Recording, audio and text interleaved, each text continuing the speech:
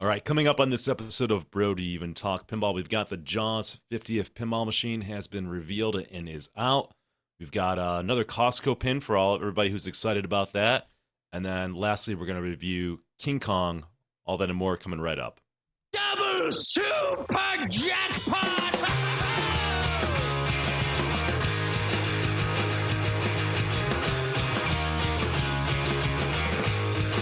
I need a ramp. I need a loop. I want targets I can hit. I need the scoop. I need a double super jackpot in my life. That's right.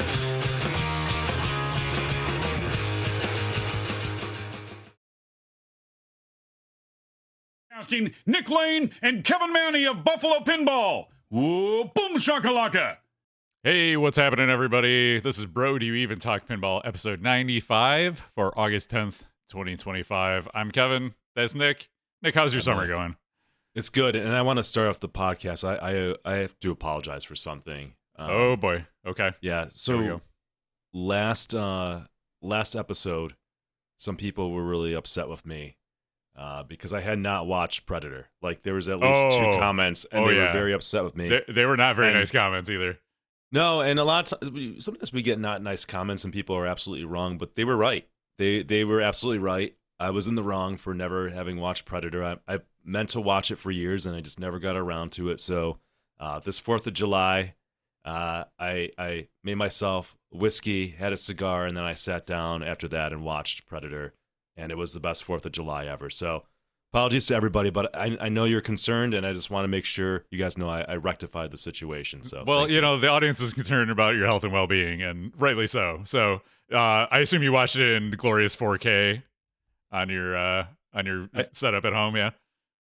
You know what? I think I couldn't get in 4K from it was on Amazon Prime. I think it was just 1080. I think I don't know if it was 4K or sad. not. Sad. So I watched it.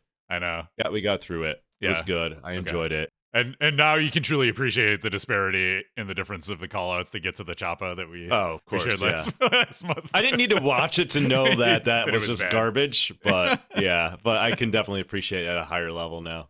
Exactly. 1080 is unwatchable. That's right, Goran. Awesome. All right. So why don't we kick it off by thanking our partners, and we got a new one this month that we can talk about too. So Nick, why don't you do the honors? All right. First of all, we got to start off with our premier partner, flipandoutpinball.com. Zach Meny. Once you go Zach, you never go back. The only place, in my opinion, to buy pinball machines. The best selection. They even have some used games that Zach will sell you. And they provide the best customer service in the industry. And Zach has always been very good to us. He hooked the club up with a Jaws pinball machine for one of our members. He makes sure we get those nice and safely, and then he also sends swag out to our events, so always taking care of us. Thank you, Zach. We want to give a shout out to some other partners. I want to start off, we got, hopefully people, I meant to caution people of skipping this over. I feel bad if they skip it over because they're going to miss out on a really good special deal, so I'm going to highlight this. I'm going to do this upright. We've got a brand new sponsor, and that's Hall & Oates, Hall & Oates Pinball. Now, I didn't say that incorrectly. Kevin can go back for 1 second. Yeah. Partners. There you go. So to get in touch and look into this more and contact Hall & Oates Pinball, you go to bit.ly/Hall, N as in Nick, and then Oates. Hall & Oates. And it's So Hall bit- as in like hauling pinball machines, and not like Daryl Hall. HAU. Correct. It couldn't be more confusing trying Yeah. to do this on the podcast. That's why I asked this morning a million times. But you can also search for Hall & Oates on Pinside, and you'll probably get the right thing. But here's the deal. We love Rob. Rob is local in the Buffalo area. He has been doing a phenomenal job over the past year in delivering pinball machines. I've had him deliver, like, I think at least 4 games now in the past 6 months. Kevin's He's had him done deliver 2 games. for me. Yeah.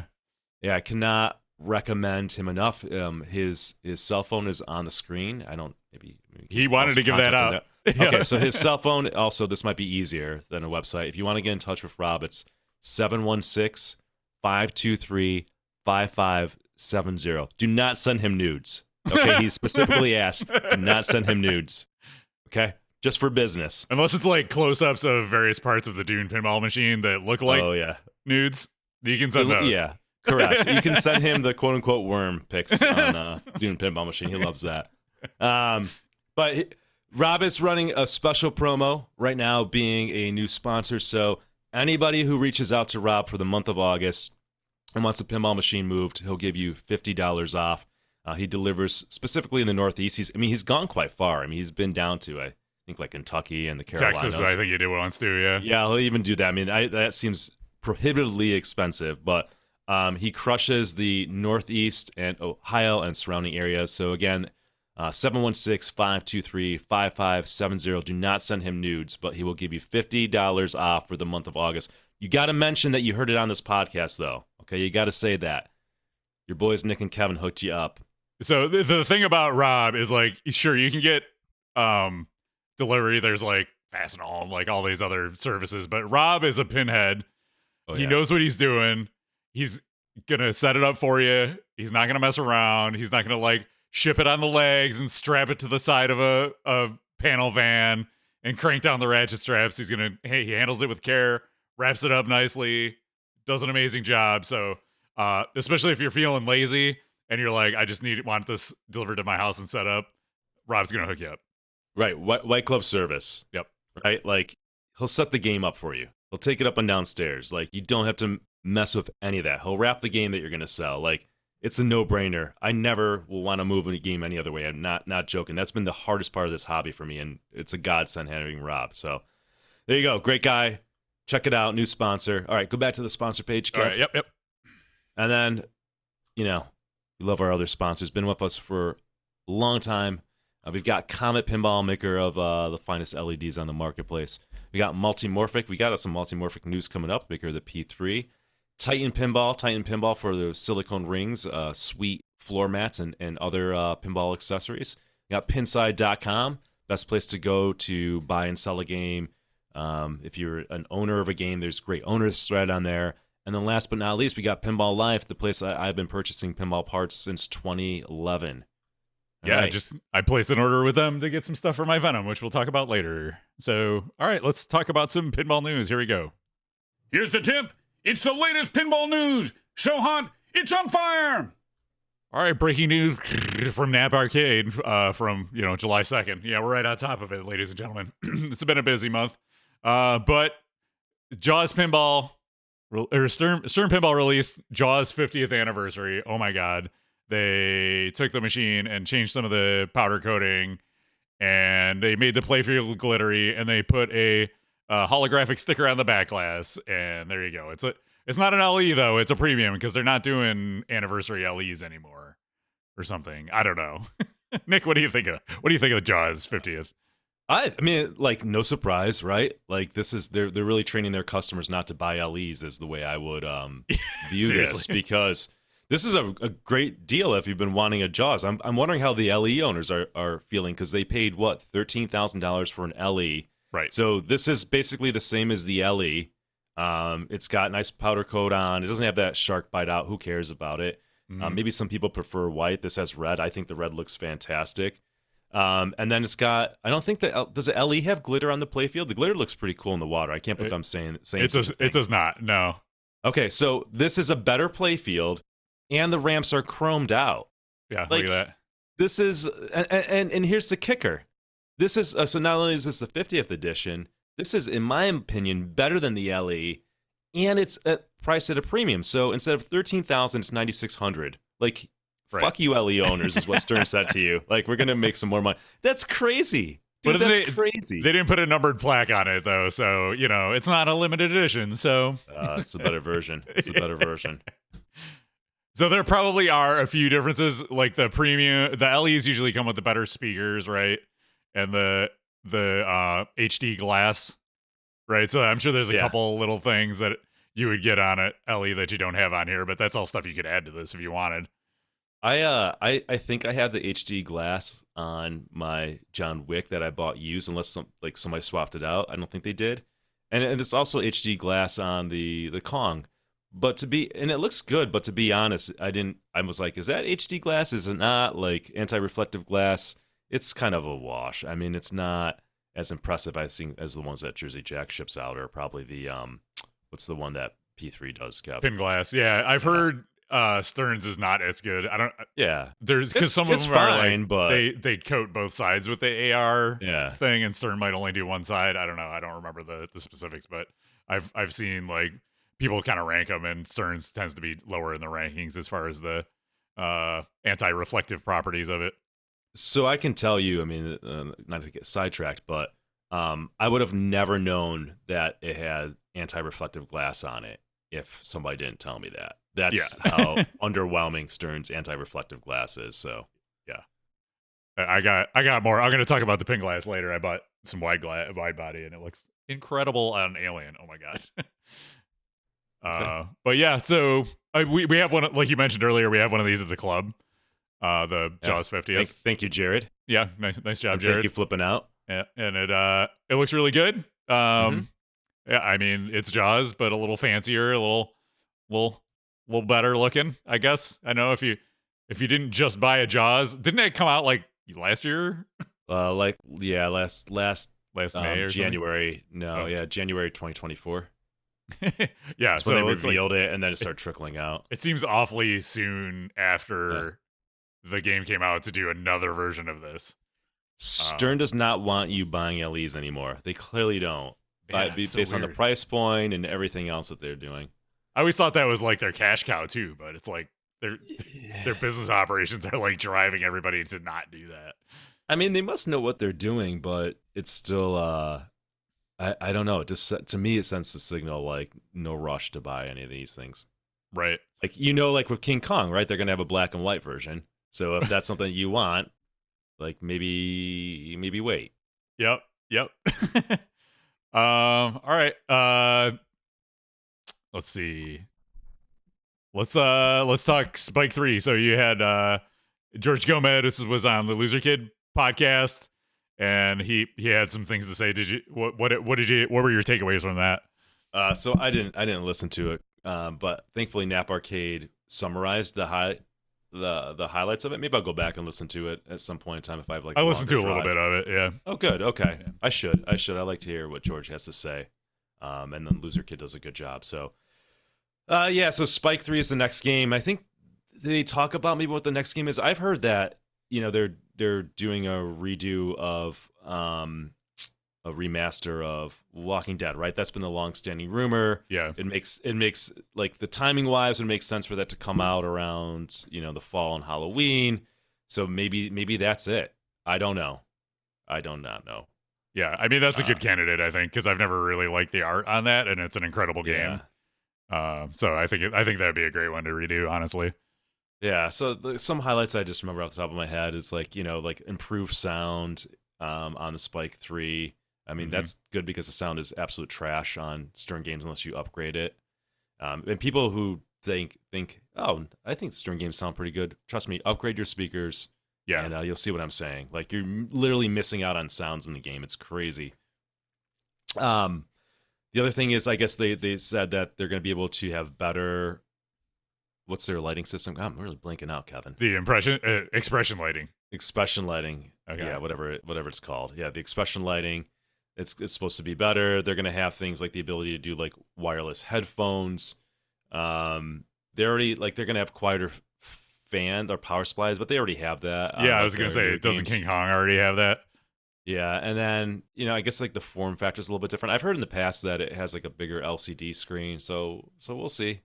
It's funny. I mean, people were speculating that Spike 3 was going to come out like a year ago. I think like they were saying Metallica was going to be the game. So I guess it's finally happening, and looking forward to their new improved system. Yeah.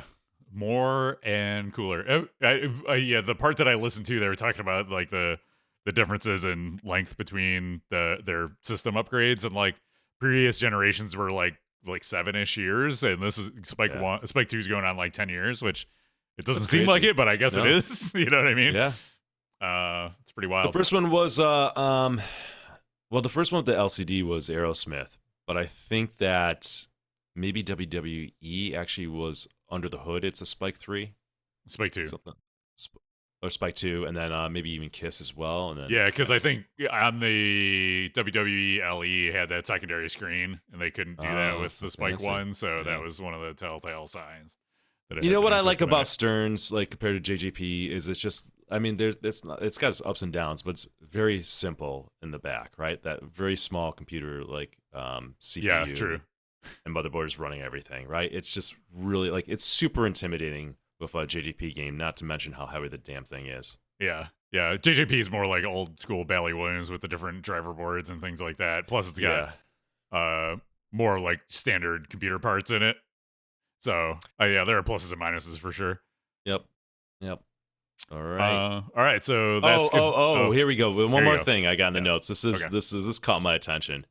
So in the article it said, I guess George was saying that they don't release the full code upon release because they use insider connected data to perfect the code. Like, okay, that makes sense. I guess I'm not surprised, but oh man, like that seems like an excuse. We're using insider connected. that seems like not the primary reason. I just, again, don't buy games. Do what you want to do, but be cautious about buying a game until it's done or mostly done. Yeah. I think there's no reason these days to buy a Stern right out of the gate at all. I can't think of one reason. It used to be like if you wanted an LE, you got to get it out of the gate.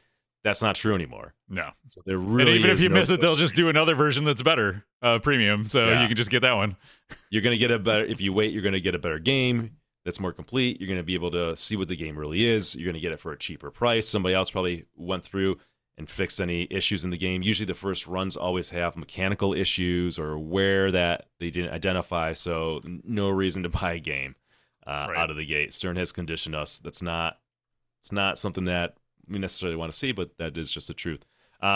Also, I think now this explains why every game's like a baby game. They probably have this bell curve, and they look at everybody playing the game. So they it's almost like they have like a target play time that they're trying to hit on their games. I wouldn't be surprised at that. Like, oh, this game is playing way too hard. We'll put that in quotes. It's playing way too short. So now we got to hit the target game time as every other game, and it needs to be this long and yada yada yada. So for better or for worse, that's what Insider Connected is doing. Yep. Well, it's also like, it's funny because they always like every time a new code drop comes out, they make a big splash, and it gives them an opportunity to like promote their games again every time they do a code update. And it also they've kind of flipped it around from where's the code to like, look how great they are at all these code updates, because they like, instead of like finishing the game, they're like, oh, well, we'll just do a bunch of updates and it'll make us look good. People like that. It makes us look like we're paying attention to our code. Yeah, well, we were talking about this yesterday, so I won't say the person, but I heard a rumor that, and maybe this is well known. It's like rumor, Nick. This is exactly like well known, but like they literally do this. Stern does this. This person says like for a fact that they purposely dole out updates to their games because it boosts sales. So like they'll have the code ready to go. They could have pushed it out today. They'll wait like 3 months or longer, and then they'll push a button, and that instantly would generate more sales. So they've really conditioned market in such a weird way, but that's how it's working now. Yeah. So just be aware of the game and make your decisions accordingly. Yeah, I mean, good for them. If it works, then do it. Totally. Increase sales, keep yourself afloat. Look, if it works for Stern, they got to make money, right? Like, right. Good on them. I do the same thing if that's what generates money. Right. So there you go. Interesting. Okay. In more Stern news, they you teased this earlier. There's a new home pin at Costco. What I found was interesting is that it's actually slightly improved. So let me see. Look at like the LCD is bigger. So I pulled up, like, look how dinky this guy is. It's like the size of the speaker panels here. And here it's like expands beyond.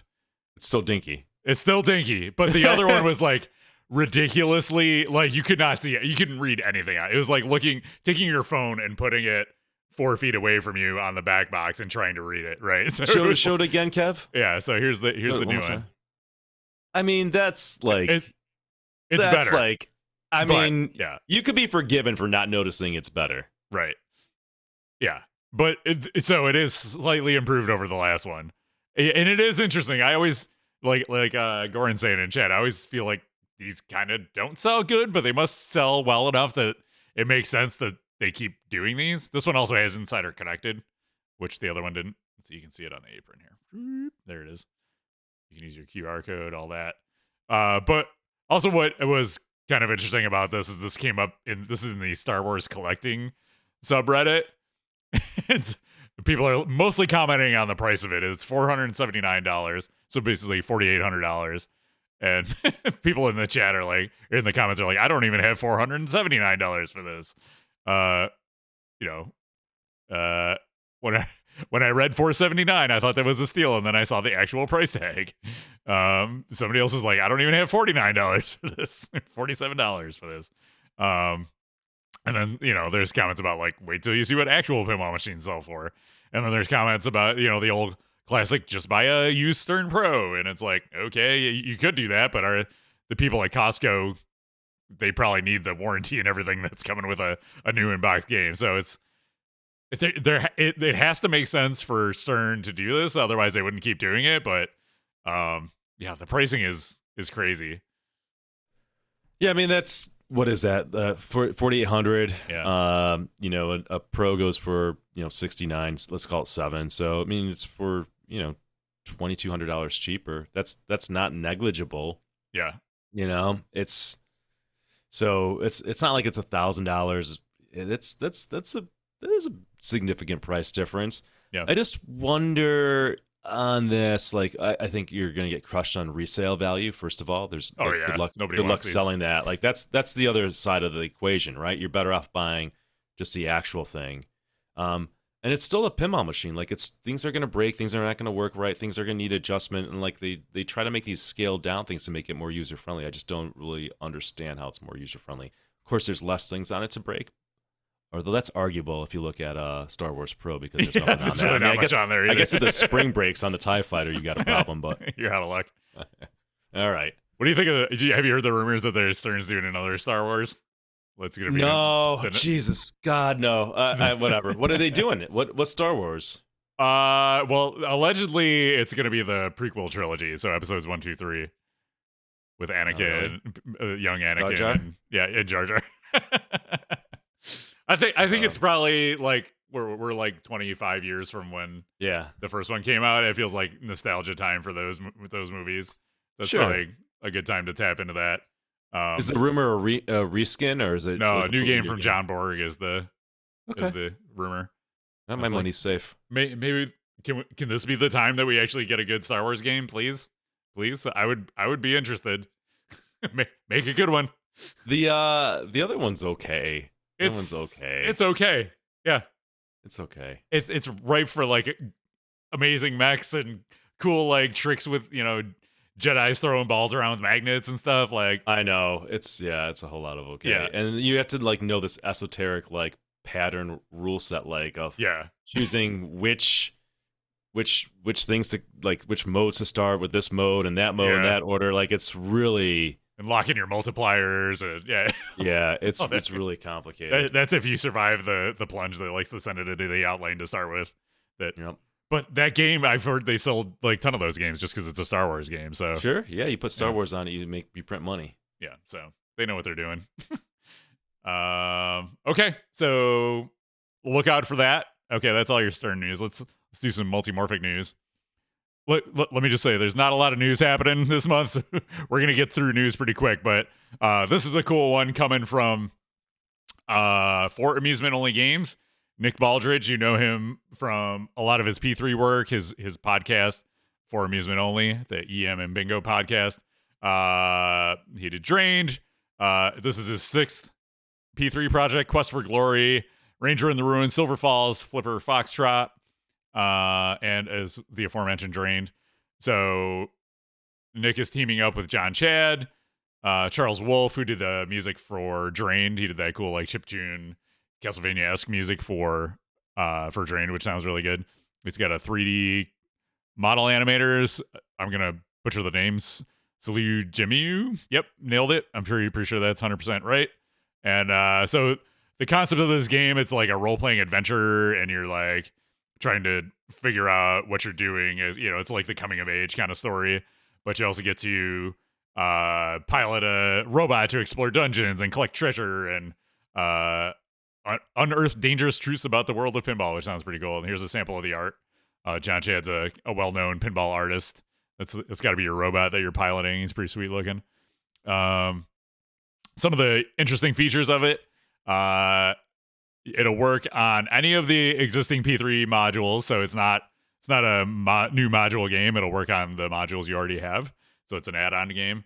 And so there's additional gameplay, characters, locations, and music depending on which module you have. So if you've got Weird Al in there or Final Resistance, the game's going to kind of respond differently. So that's pretty sweet.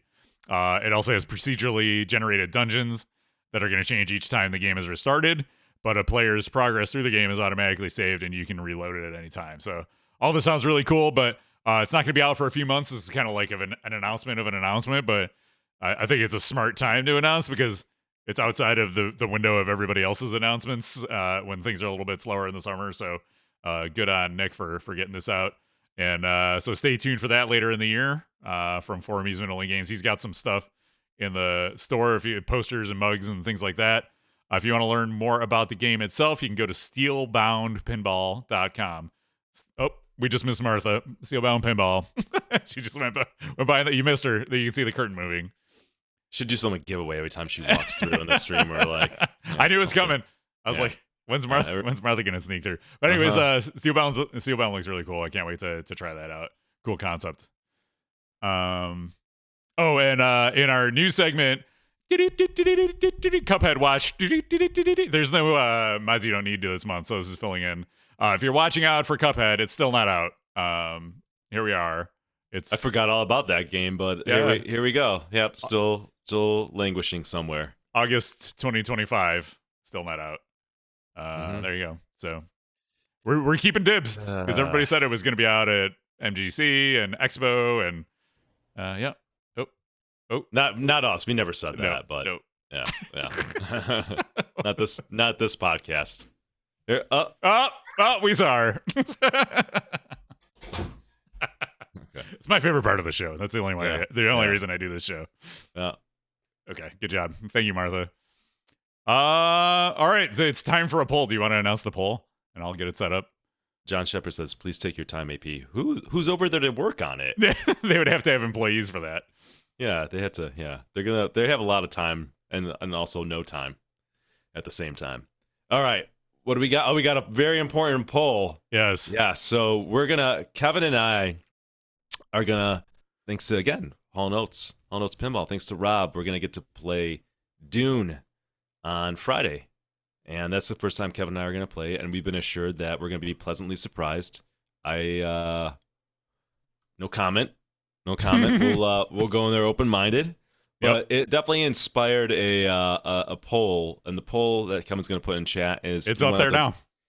Want people to vote. Is it a dong, butthole, worm, or other on the play field that comes up? Yep. So again, dong, butthole, worm, or other. It's in the Twitch chat, top of the Twitch chat, and you can. This is important. It's for science. Yeah. Go to the top of your Twitch chat window. Click the worm for one. Okay. Well, you have 10 minutes to vote, so we'll check back at the end of the 10 minutes. Okay, Rob voted for worm. He's in the chat. There's 2 votes for the beehole. So okay. All right. You guys have fun with that, and we'll check back on you in a little bit. Have fun with it. All right. It's time to do some game room updates. So number 1, I'll go first. I had a pretty big game room update. So I sold my WWF Royal Rumble a couple months ago, and I've kind of been like holding out for what I wanted to get.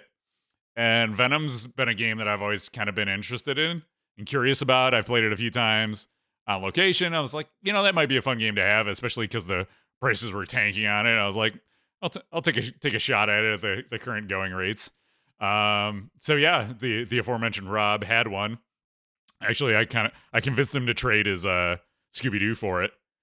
He went down and swapped Scooby-Doo for it with a dude in Ohio. It's a Venom Premium, and he brought it back, and he's like, "Yeah, I'll have it for a couple months, and then I'll sell it to you." Then I was like, "Okay, cool, sounds good." Well, then the next 1 week later, he's like, I'm in Hawaii. We went to Hawaii for 2 weeks this month. That's a reason why the podcast is delayed a little bit. But he's like, I'm desperate. I gotta sell this game. What will you give me for it? And so I was like, okay, let's talk. And I got him to throw in a Barrio's Barbecue Adventure T-shirt. So I got that and the Venom for a good price, and he delivered it and set it up. And here it is in my room. And I've been having fun with it, doing the Insider Connected stuff. We may do a full review of it next time, because I do kind of want to speak a little more in depth about the game. But there's more to it than I thought. Originally, it is, and the code is pretty much what I expected, but there is more beyond the defeating Null that you can go for, which I like. That'll probably keep me more interested in it for longer. But so far, I've unlocked 2 of the characters. I unlocked Hulk and Wolverine. What's kind of BS is there's another character you can get, but you have to buy the topper, and I'm not spending $1,200 on a topper for this game. So if anybody has a cheap Venom topper they want to sell, used is fine. Let me know. Hook me up, and maybe I'll grab that from you. But I did upgrade it with some stuff from Pinball Life, #sponsored. But I paid for it. I got the Kenwood speaker / expression lighting for the speakers, which I like, and I put a new cabinet woofer in there, the Boom Boom 3000 thing, just because the speaker in the cabinet from Stern is complete garbage in the premiums, and you can literally hear it rattling in there because it's so bad. And what else? Oh, I put some plastic protectors on there because I saw sometimes the plastics in front of those kickouts on the ramps will break, so I put those on there. And I got the kit from, so if you're a Venom owner and you don't have this on your machine, there's a plastic protector kit and right ramp support bracket you can get for free from Stern. I just emailed Stern parts, I think it was, and gave them the serial number of my game, and said I don't have these 2 service kits on my machine, and they just sent them out to me, no charge. They said they shipped it right out, so kudos to Stern. You did something good. Thank you. And I got that all installed, so it's working good, looking good.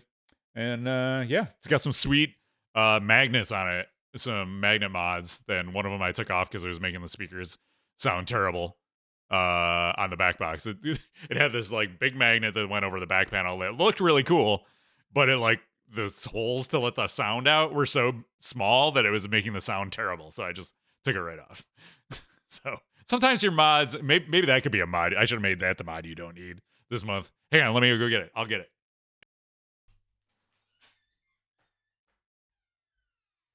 it. Kevin just left the chat. There we go. All right, impromptu mod you don't need. Here we go. Yeah, I'll put this on me. Here we are. So this is a magnet for your speaker panel. And look how small those holes are. They totally destroy the sound that's coming out of your speakers. Yeah, terrible idea. Do not buy this. Stupid. I don't know who makes this. Yeah. Do not buy. Yeah.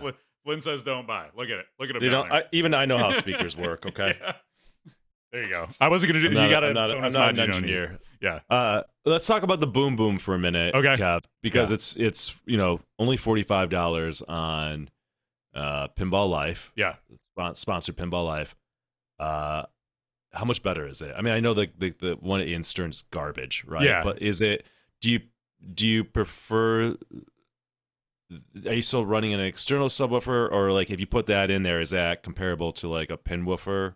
Yeah, no, it's not that level. It's it basically gets rid of the garbage rattle sound and gives you a little bit more low end. Okay. I mean, I never had a garbage rattle sound on my game somehow. I mean, but I noticed it on both my Godzilla and on Venom. So okay, yeah. If you got a garbage rattle sound, that's the answer. Yeah, if you're bass speaker is making a fart sound, you can replace it with the boom Oof. boom. It'll sound way better. Sounds like a Honda Civic with a subwoofer. Exactly. If your Godzilla sounds like a Civic, get yourself a boom boom, and it'll make it better.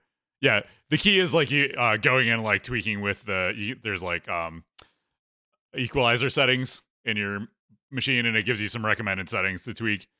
And then I went in and tweaked it a little further and made it even better. So yeah, maybe I'll throw that in my Black Knight because I think that might be like I might be doing that in that game. Okay, appreciate the recommendation. Considering it's only like $40 in the world of pinball, that's pretty cheap. And I figured Scott knows a thing or two about sound. Yeah. Oh, Scott did it. Nice. Scott, and it's already like it's like plug and play, right? Like you don't have to solder or do anything. It's wired up for plugging into your. There you go. Extra plug for Pinball Life. So there's that. What else? Oh, I got like I mentioned earlier, I got my wide body pin glass. So I ordered 2 sheets. One went on Alien. The other went on Pirates because I was a dumbass and scratched the Invisiglass on my Pirates. So. Oh no. Yeah. How'd you do that? When I was taking the back glass off, I just wasn't paying attention and like ran it across the Invisiglass and. Yeah. Don't do that. Yeah, it hurts. Yeah. So that's in storage now. It's up in my attic. But yeah, dude, as soon as I put it on Alien, I was like, I always thought the glass looked okay on Alien, but I put it on and I was like, this is a million times better. So, if you are in the market for AR glass, Pin Glass Plus, I know Multimmorphic's a sponsor of ours. We work closely with them, but this is so good.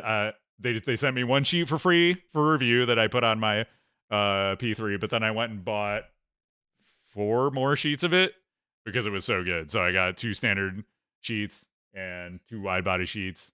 The price is as good or better than all the other AR glass. It's a better product because it's got the beveled edges on it. And it looks amazing. So I have Invisiglass, AR Pin Glass, and Voodoo, and they all look great. They're all comparable. But Pin Glass is the cheapest and has the benefit of the cool edges on it. So if you're looking for AR glass, that's my recommendation. And speaking of P3, I got a stream coming up this Thursday at 7 Eastern on the Twitch channel, twitch.tv/Buffalo Pinball, where you're watching us right now. Or if you're listening, that's where you can tune in. We're going to do a P3 add-on game showcase. So, like we were talking about Steelbound, where you can play, it's a new game you can play on an existing module that you have. I'm going to do a stream, and Dave Sousa, our friend, is coming over to stream with me, and we're going to show off a bunch of the different add-on games that you can play on your P3 modules. And, we may have something new to throw in the mix, too. So more to come on that, but definitely check that out. So tune in Thursday. What is that, the 16th?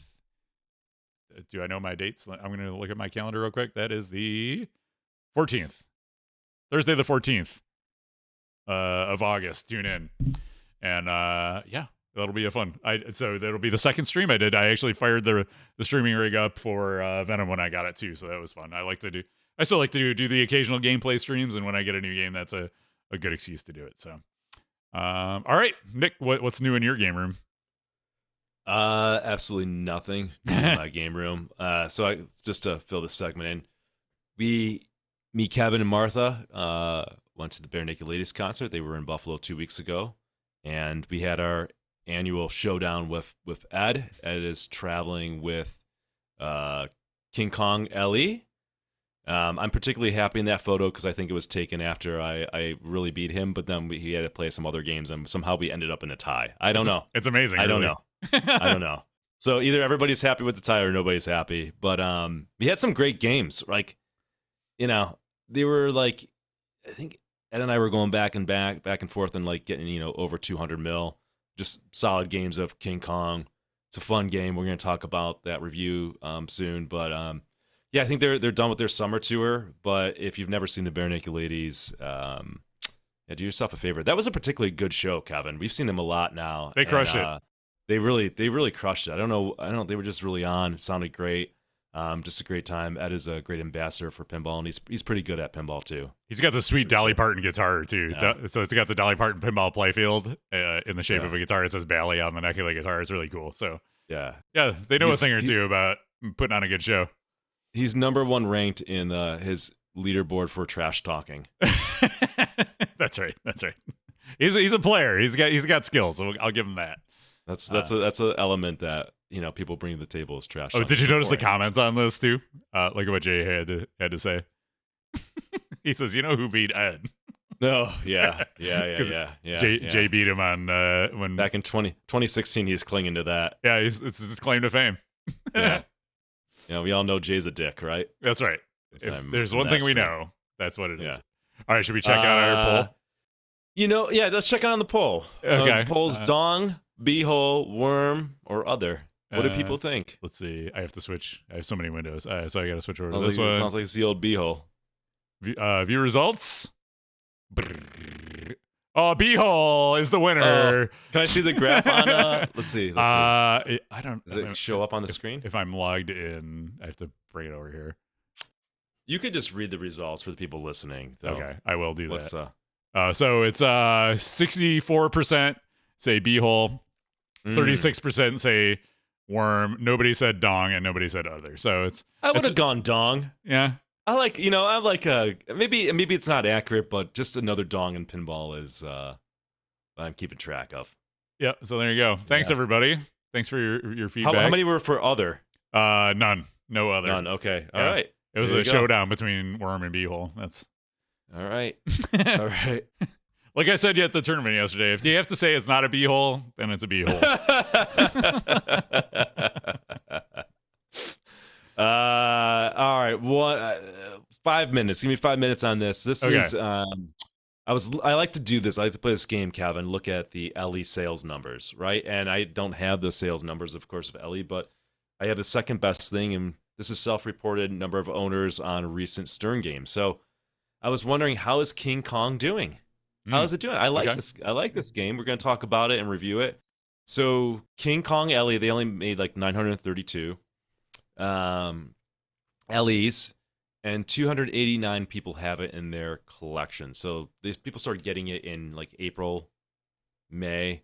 So 289. That doesn't seem like a ton for like an Elwin game at this point. It's been out long enough, right? I think we can look at it. The game that came out prior to that was Uncanny X-Men. I'm not gonna. The LE on that is 300. So So it's less been out than X-Men. longer. Been out longer, Yeah. but like X-Men is not a well-liked game. Right.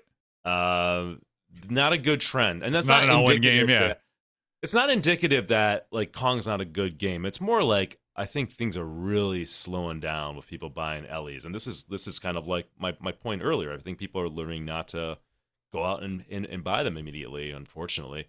And they actually had 1,000 of these, so there's more. There's less Kong made, so you think people might jump on it a little quicker. Not by a lot, right? Like not statistically meaningful, but all right. So John Wick, the game that came up prior to that, 164 LEs. So that game not doing good whatsoever in the LE category. Although you would think it would pick up now with the code updates. And then Jaws 411. So Jaws is the clear winner. But I think the market has just really cooled down at this point where you got an Elwin game, it's King Kong, and it's not even cracked 300 LE owners self-reported on Pinside. So take of that what you will. People are pointing out in chat, Marino, that it's an unlicensed game. I mean, yeah, does that? I know, does that matter so much to people that would put over that? Maybe that's the thing. I don't know, but yeah, no idea. It's so There you funny, the licensing thing. It's so funny. I come back to this all the time, but people are always like, I want an original unlicensed game. Well, Yeah. this is kind of that, but also like it has the King Kong name that people know, right? Yeah. That, here you go, everybody. I mean, is there any King Kong movie that you love, Kev, that you absolutely think it should be based off of? I can't think. No, I mean, I don't think that at all. I think so we're getting the interview. Let's start reviewing it. All right. We're bleeding into that. We'll do the official intro, and then we'll talk more about our review of King Kong, Myth of Terror Island. Here we go. Let's go.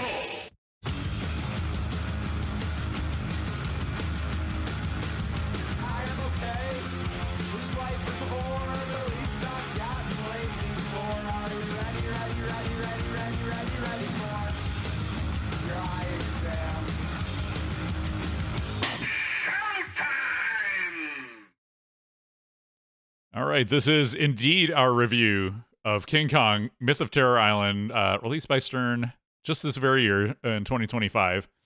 It's a game designed by Keith Elwin, software by Rick Nagel, artwork by Greg Ferris, Kevin O'Connor, and Zombie Yeti, and sound by Jerry Thompson. Pricing is $7,000 for a Pro, $9,700 for a Premium, and $13,000 for an LE.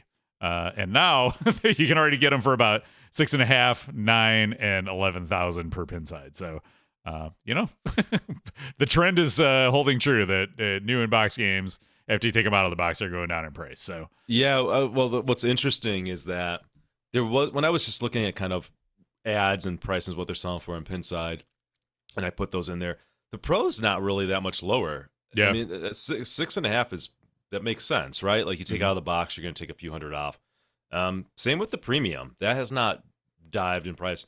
What's dived in price is the $2,000 off of the LE. That is plummeting. Again, I think the LE is just priced too high compared to the other models, where it's just it's a tough sell. So I saw one on Pinside for, I think somebody had for like $10,500 a new in box they were getting rid of. That was the best deal I saw. Like, it was crazy. Yeah, so you can get some good deals on this game, and I guess I don't know what you would consider good if you want an LE, but yeah, I don't know. The question is it going to go lower, right? Like, I wouldn't be probably. surprised if it does. I mean, Godzilla has kind of held its value, but I feel like this is, I don't know, for whatever reason, this isn't catching fire the way Godzilla did. Marino, when we were talking about like why there was not a ton of owners for the LE earlier, made a good point that this game is going up against Harry Potter, right? So that's not, it's Yeah. tough, right? You got to put an asterisk on this game. Like, going against Potter is not easy. One of the biggest licenses you could have gotten, right? Yeah, for sure. Yeah, exactly. So, and by all accounts, is a great game. Still haven't played it yet, but hopefully soon. Yeah, it looks really cool. So, all right, so you want to kick it off with the rules?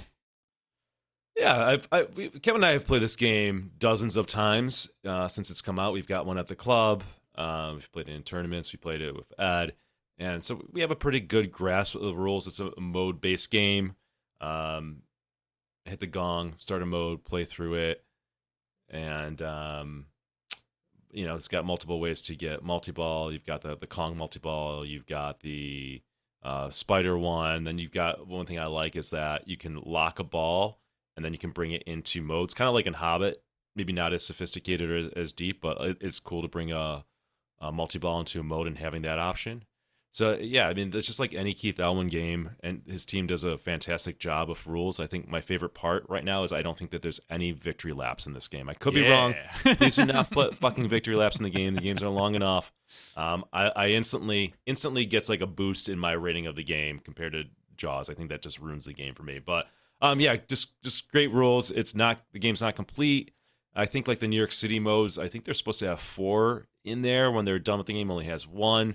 So you end up playing that a number of times as you get deeper in the game. One of my favorite modes, I forget what it's called, but like, I don't know, Kev, you got to this where I think you're fighting some of the dinosaurs, and at one point, as you get deeper into that multi-ball, Kong starts like body slamming or slamming down the dinosaur, and you do that by like slapping the center button on the game. Yeah, I've not done that. That sounds awesome. That is very fun. That brings joy. Yeah, like there's something about like that was a very cool multi-ball mode. It's very fun. You look forward to when you get to that point and you just start fucking wailing on that button in a very cool and good way. It's good theme integration too, because you feel like you're King Kong smashing stuff, right? Yes. Good job, guys. Good job, team. Very smart. So great rules in the game. Still incomplete. Yep. So there's an asterisk, that will definitely affect the rating when we get to it. Yep. So I like the kind of overall setup of the game. It seems like with Keith games and rule kind of sets, there's always multiple things going on. So you got your basic like mode multi-ball stuff, but then there's additional things you can go for along the way, which, those are the great things to get into when you have it at home. And that's one of the ththings I really like about Godzilla is like there's always something going on. There's additional things you can build towards. So I have no doubt that this will end up being a great game. But it feels like there's still a lot of runway here as far as like code wise and rules wise. Art we can dig into here. That's one of the big, people like to lose their mind about the art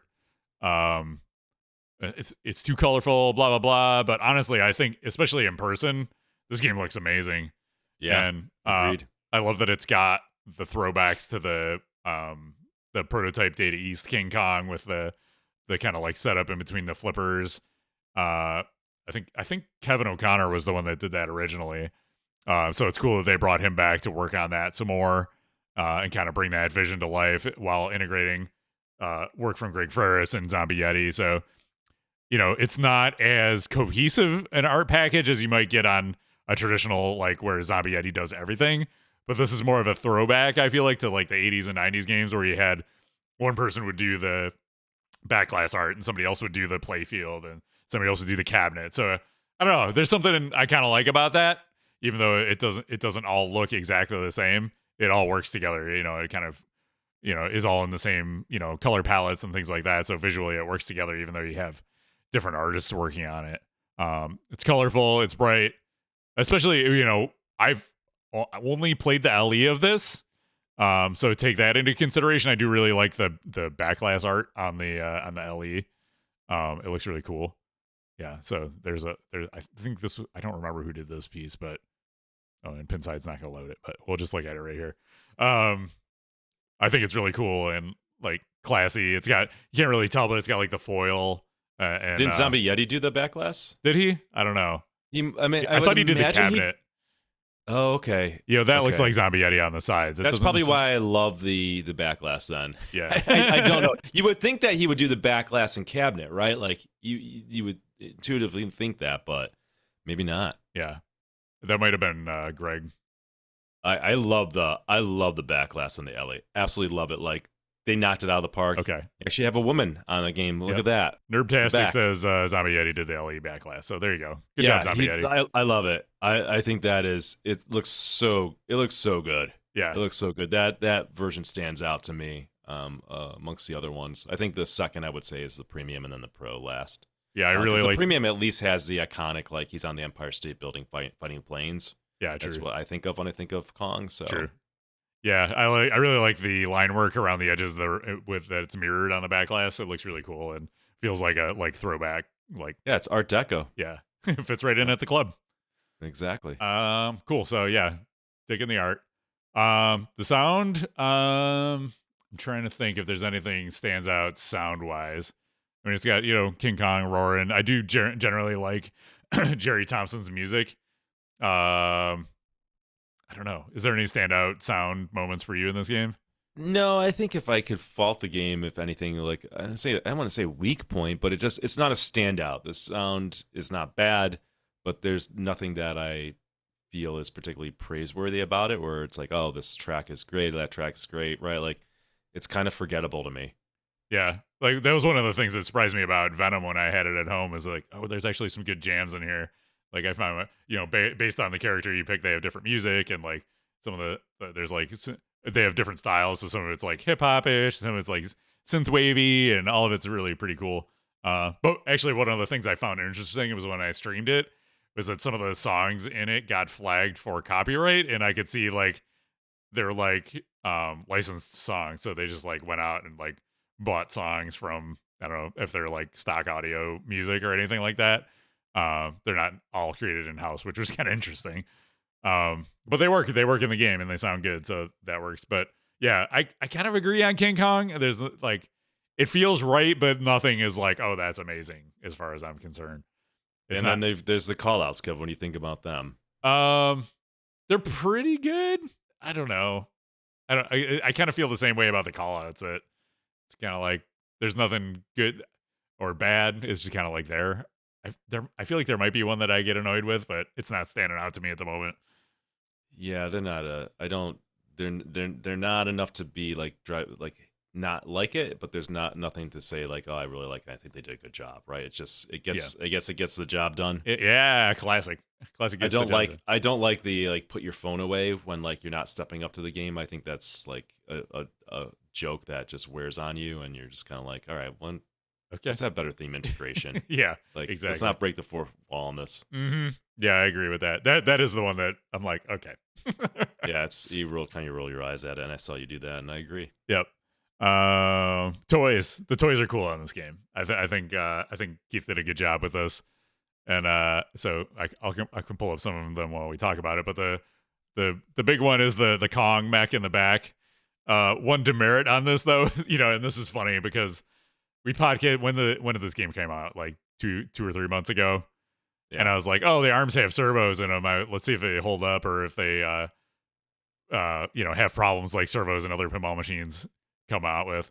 And then like the next day on the CERN Facebook page, they put up this video about this robot is nearly indestructible in this pinball machine, blah blah blah, and it was like, it's total like PR move to be like, oh, look how great, don't listen to those podcasters saying that there might be problems with the mechanics on this.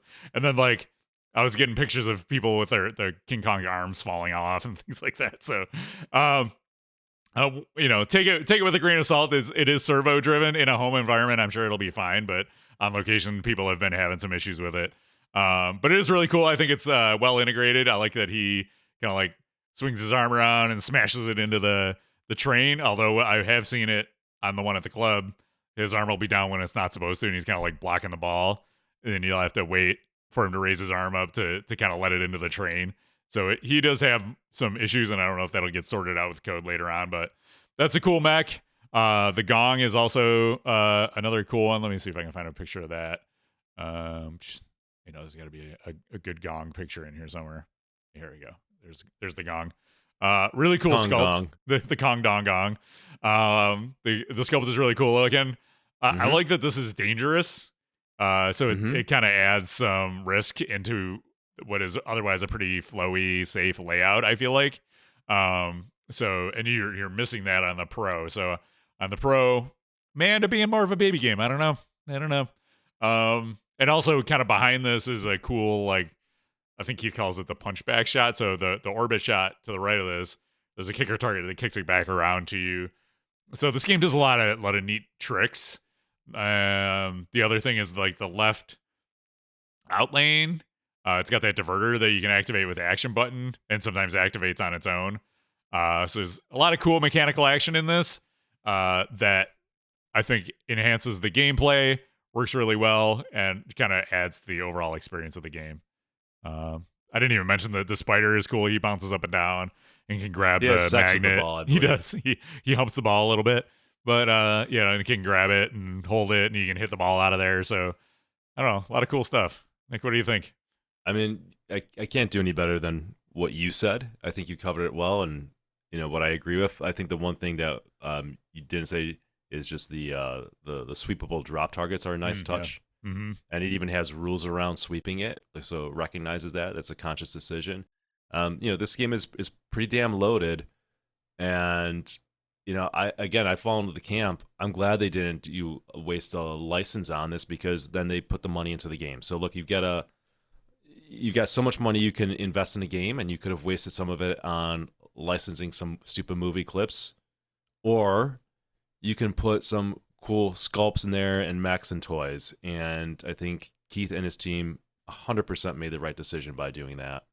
Yeah, and I think what they've done with the theme is cool, because like we were playing it and you're just like throwing grenades at dinosaurs and stuff. It's like, it's ridiculous, and it's super fun, and I like that. So not being constrained by the contents of a movie, I think works to your favor, and if you have a creative team that can kind of put some thought and ideas into it. So I think it's really fun. So well, the problem is too with the movies, like there's multiple movies, so somebody's like, oh, they used that movie but not that movie. They should have used the old one, and then somebody's exactly. like, why is it all in black and white? It's so old. I don't want that. Yeah, you can't win.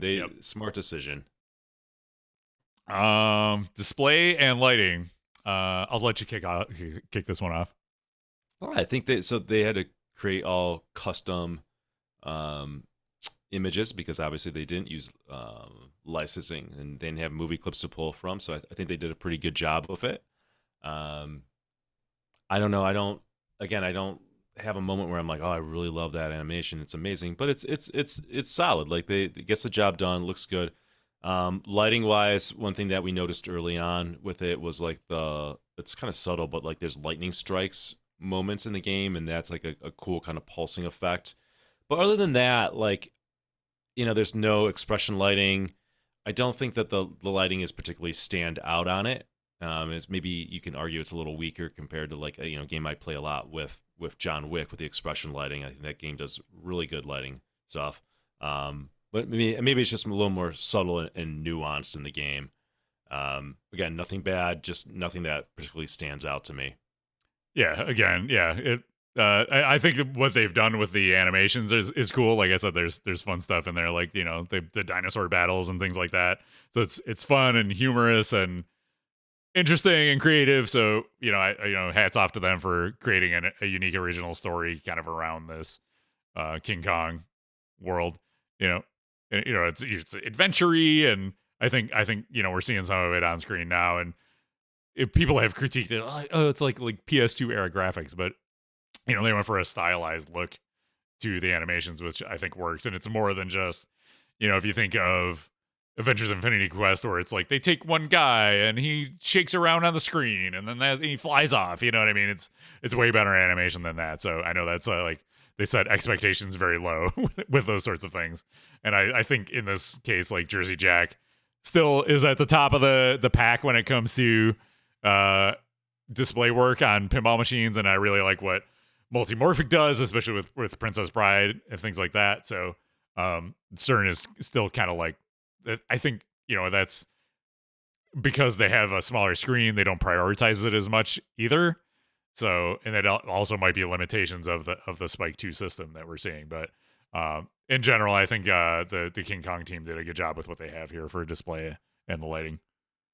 Yeah, I think I should have praised this a little bit more. I was watching some of the animations while you're running the trailer, and they are good, right? They're not just this static garbage that you see on like X-Men and Avengers. Like it is good. They did a good job with this. Like it's hard to ask for too much more after looking at that. Yeah, for sure. And and the thing is, like with animations, you don't see them when you're playing, so most of the time you don't notice it. But for the standby watchers, the people who are watching you play, when we were playing with that, I was like, it's really fun sitting here watching other people play this, especially because he's really good at it and he's played it a bunch. It's like learning the ins and outs. And I really started to get an appreciation for this game when we were playing it there, because it's like, oh, here's some of the kind of the nuance of what's happening and the strategies you can take to try to score and put up a good game, right? So yeah, that's what the display is really good for that sort of thing. And that leads us into gameplay. We typed there's kind of like the kickback target and things like that. What are your overall thoughts on the gameplay of this layout? One thing I like about it, it's not I wouldn't call it a baby game by any stretch of the imagination. It can be a longer playing game, but it's not a baby game. There's certainly challenging shots and elements of it. Like it's not a gimme hitting that huge side ramp at all. Yeah, it's tough. And then the shot above the side ramp is really tough. Like I struggle to find where to hit that, and it's nice to have tough shots like that. The layout itself is unique. We're hungry for unique layouts, and not only did Keith give us a unique layout, but the layout works and it's fun to shoot and play. Another thing I want to point out that I like about the layout is it's unlike Godzilla, where you hit a shot and it takes a long time for the ball to return back. That's not the case in this game, and that's really good. I think the ball is constantly moving around, constantly in motion, so the player's able to be engaged. I don't feel like I can just sit back on this game and not worry about losing the ball. I got to be ready to make a save. It's not brutal. It's not like Black Knight. It's not like maybe John Wick, but that's fine. I think it's the right level of engagement. So it's not totally chill, put your feet up, and it's not like I'm gonna have my heart rate get up to 120 playing the game. So I think it's a fantastic layout. I think it's one of Keith's best. There's a lot to like about a lot of unique things. The gong shot, as Kevin mentioned, is a challenging, difficult one. You've got to be on your toes when you hit that shot, and you got to approach it well. So there's certainly dangerous things in there that you got to be cautious about. I don't know. I think this is just a really good game. The more I think about this game, the more I talk about it. I look at it over the fact that I've played it for months now, and it still kept my engagement. And yeah, it's just a very well designed game. Yeah, at first I wasn't sure. I was like, I don't know if I like this game or not. But the more I play it, the more I like it, and the more I appreciate it. So I think it's cool. It's a grower, not a shower. Yeah, I agree with that. So I think this one is going to have some lastability, which we're going to get into next. Yeah, I think this game, especially as Stern strategically trickles out their code updates over the next year or two, I think this is going to morph into a great game.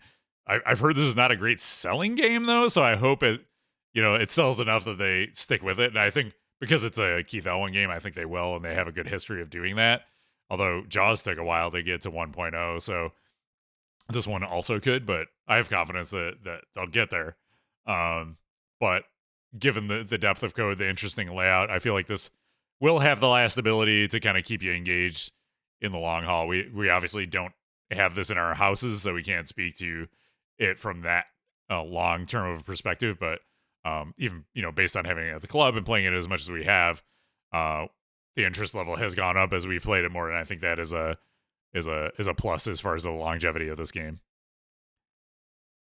Any other thoughts on lastability? No, Nick? that's well said. Well said. Okay. Quality? Are there any quality issues with this? Have you had any issues at the club?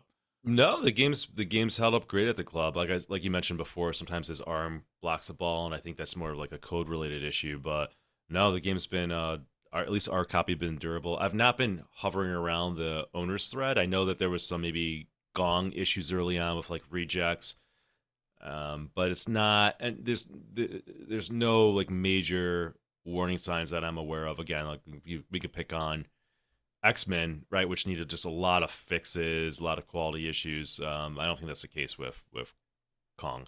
Yeah, aside from his arms falling off, that's the big thing, I guess. And that's I don't think that's rampant. I don't know. No, I saw a few people do that, post pictures, but I don't know how widespread that is. But take the word of warning there. Joy factor. I think this game has it. I think it brings the fun. It kind of keeps you guessing as far as where the shots are going to go and how do I feed this shot to get the thing that I need. The kickback loop thing on the right hand side is really cool. Yeah, I just think this game's really fun and interesting. Yeah, it's not like the highest on the joy factor for me. This is a slower burn game, right? Like it's been a nice slow steady burn for me. Mm-hmm. I was like, yeah, this seems pretty good. And I'm warming up a little bit more to it. You were talking to Ed about it. I was like, I don't love it, but I really like it. I think it's a good game, and it is a game that I think Martha likes a lot, and has talked about buying one, maybe particularly in LE if they go down in price. So, John Wick brings me joy. I don't know, they might fuck up the rules so badly that it changes my opinion of it, but like, there are certain games that I'm like, oh man, the joy factor is really high. That's not the case with this game, but that's not a knock on it. I think this is a nice slow burn that might really stand the test of time of just being a well-respected, fun game to play. Yeah, 100%. I agree with you there. All right, let's put a number on it, and we've got the ratings key here. I was looking back through some of our reviews. 0 to 2, burn it. 3 to 5, expensive nightlight. 6 to 8, solid game. 9 to 10, get your wallets out. I'll go first. I think this is. This is an 8. This is a solid game right now. I feel like we're gonna see the code evolve over time. It's a really good layout.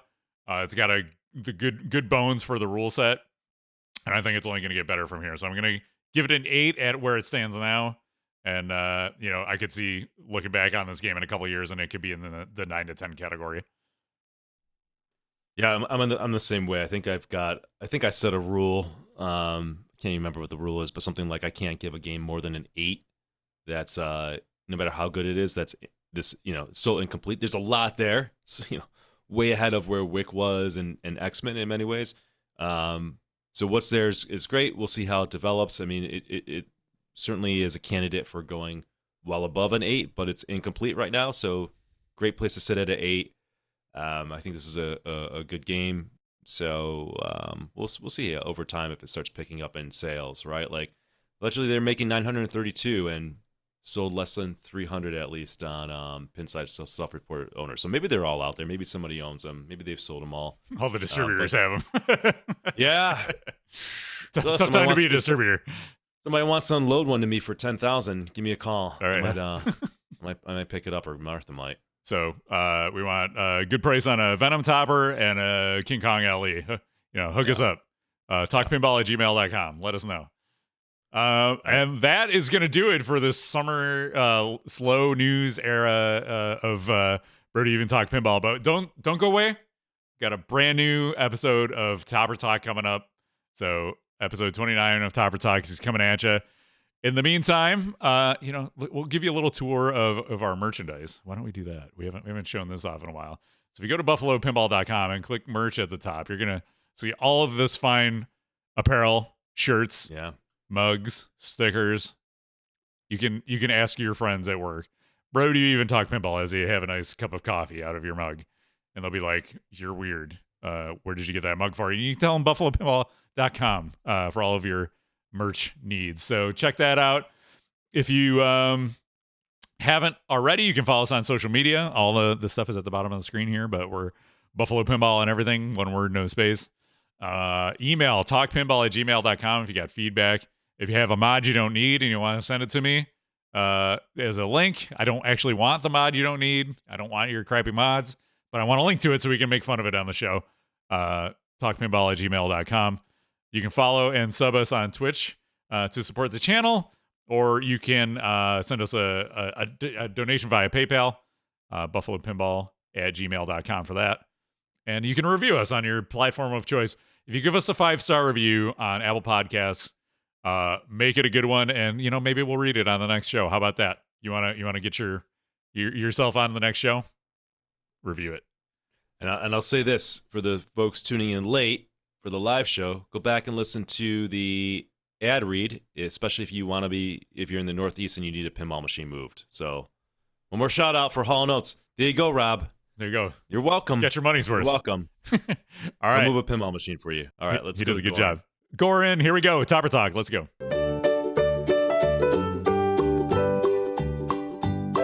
It's Topper Talk with Gorin right now. Let's all have some fun. This is about plastic on top of your pin. Go and buy one now. There's a topper here and a topper there. Here a topper, there a topper, everywhere a topper. It's critical to the gameplay experience. You must buy one now. It's your monthly fill of toppers right now. Topper Talk with Gorin. Hello everyone and welcome to another episode of Topper Talk with Gorin, the part of the podcast where Kevin and Nick give me about 3 to 5 minutes to talk about everything happening in the very active and profitable Topper community.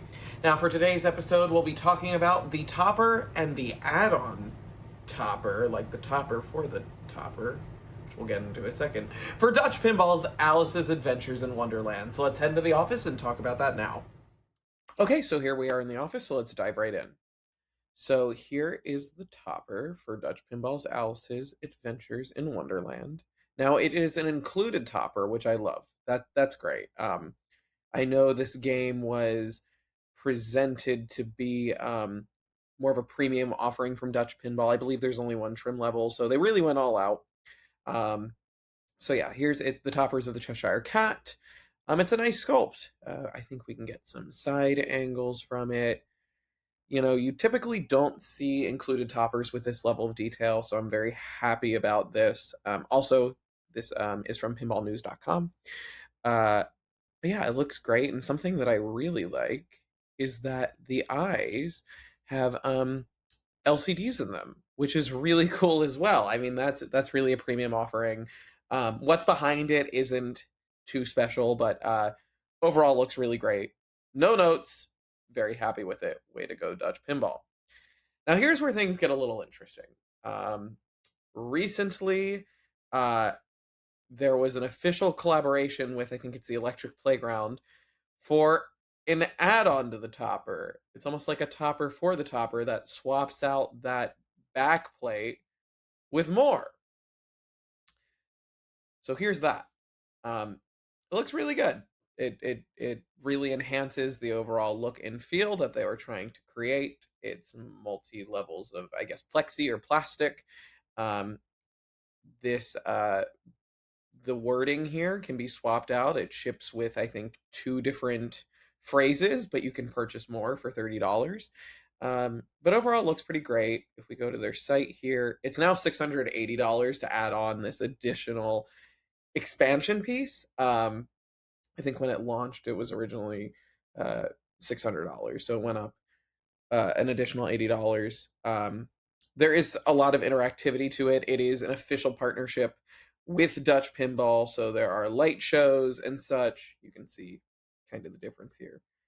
It interacts with the game. There's an app you can download to customize the light shows. There's a little motorized piece that pops out. So they did go all out with it. Yeah, there's a little motorized piece.